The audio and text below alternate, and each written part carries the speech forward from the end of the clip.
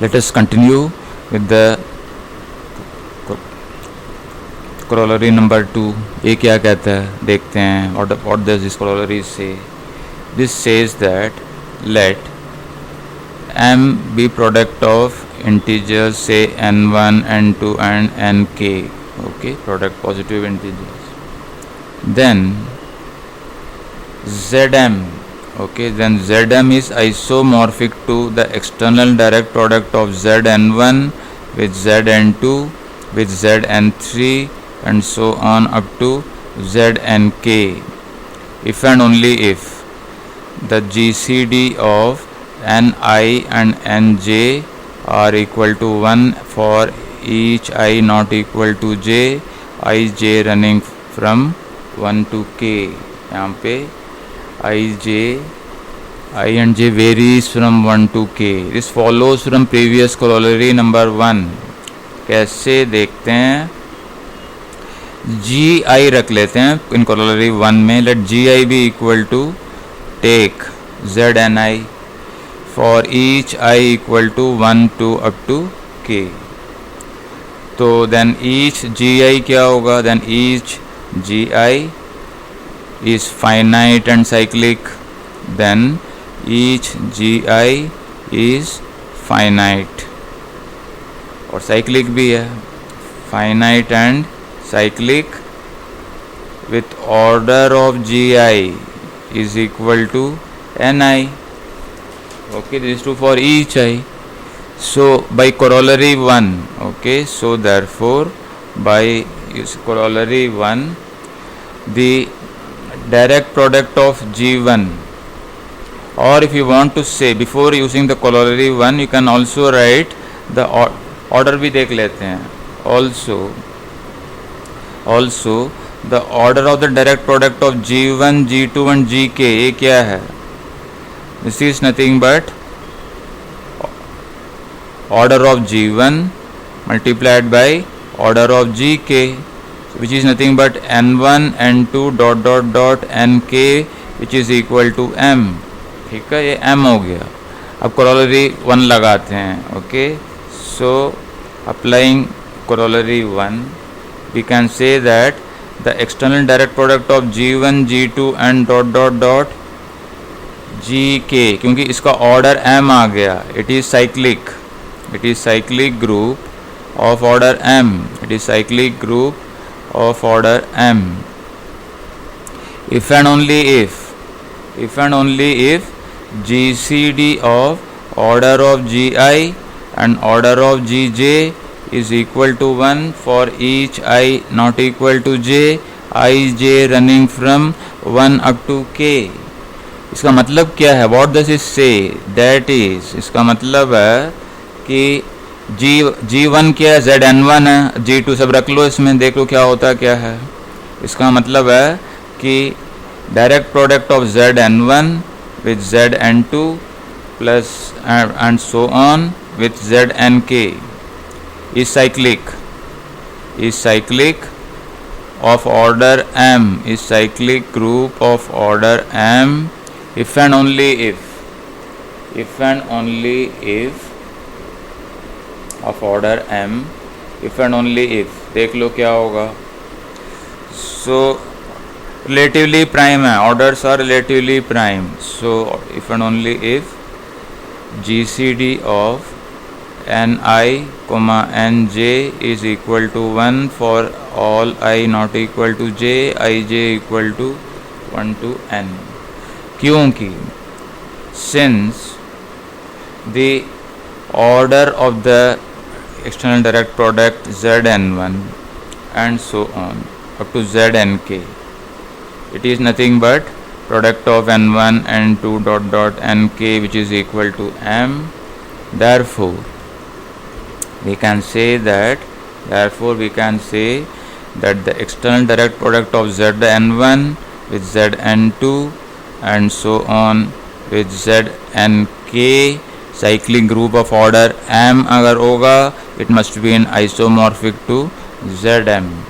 If and only if, उसी को symbol form में लिखा हुआ हमने, is nothing but the statement written in symbolic form equal to 1 for I not equal to j, ij equal to 1 up to k. Okay, इसके बाद एक और corollary है जिसका प्रूफ वो भी हम देख लेते हैं. This let us see the proof of the corollary also. Another corollary for the groups un. Okay, let us prove the corollary for groups un. उसका भी corollary का proof पहले मैंने नहीं लिखा, I just gave the idea. So corollary ये क्या कहता है, ये u groups का corollary है. If m is equal to n1 n2 dot dot dot nk and GCD of ni and nj is equal to 1 for each I not equal to j, ij running from 1 to k, then एक corollary कहता है um, it says that um is isomorphic to the external direct product of un1, un2 and so on up to unk. Okay, this इसका proof भी हम लोग show करते हैं by induction on n. Okay, we use induction on n, we use induction on, यहाँ पे k होना चाहिए, we use induction on number of factors k. Okay, तो बेस स्टेप यही थ्योरम हमने प्रूव किया हुआ है, बेस स्टेप वाली थ्योरम ही हमने शो किया है for n for k equal to 2 for 2 factors.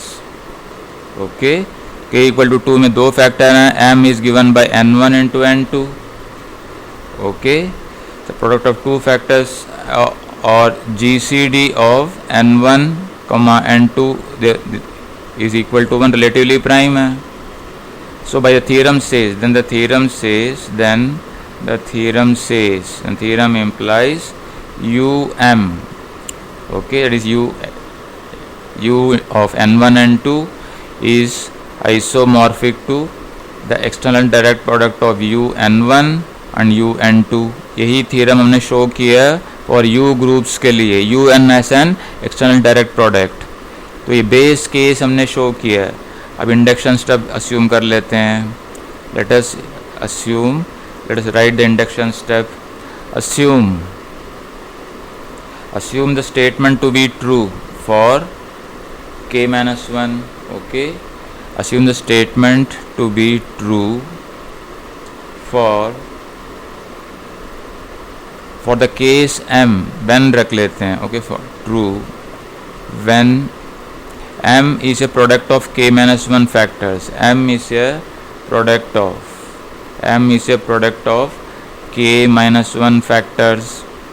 So k minus 1 factors, that is m is written as n1 n2 dot dot nk minus 1 with the condition, okay, with GCD or relatively prime. Okay, each integer is relatively mutually prime is equal to 1 whenever I is not equal to j, or and I and j runs from 1 to up to k minus 1. यहाँ पे carefully देखो, index k minus 1.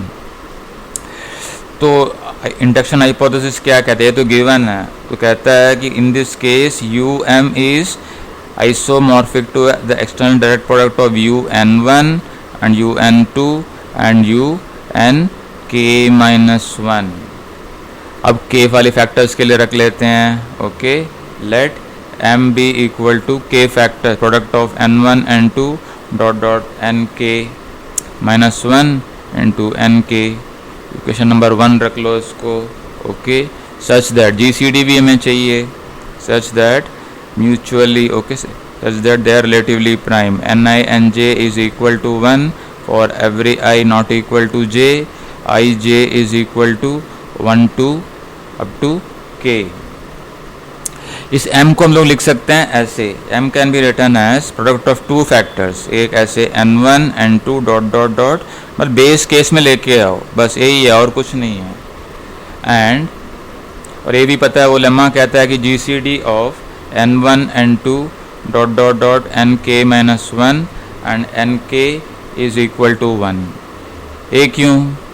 A because of the lemma, because this says because GCD of n1 and nk equal to 1. इसी तरीके से GCD of nk minus 1 and nk ये सारे 1 हैं.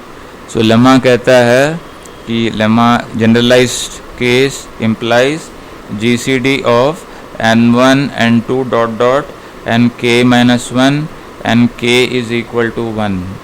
So हो गया. So using the base step, by the base step for case n equal for two factors, दो factor वाला केस के लिए um is isomorphic to the external direct product of un1 n2 dot dot nk minus 1 with nk. Okay, लेकिन 1 implies the condition 1 क्या कहता है?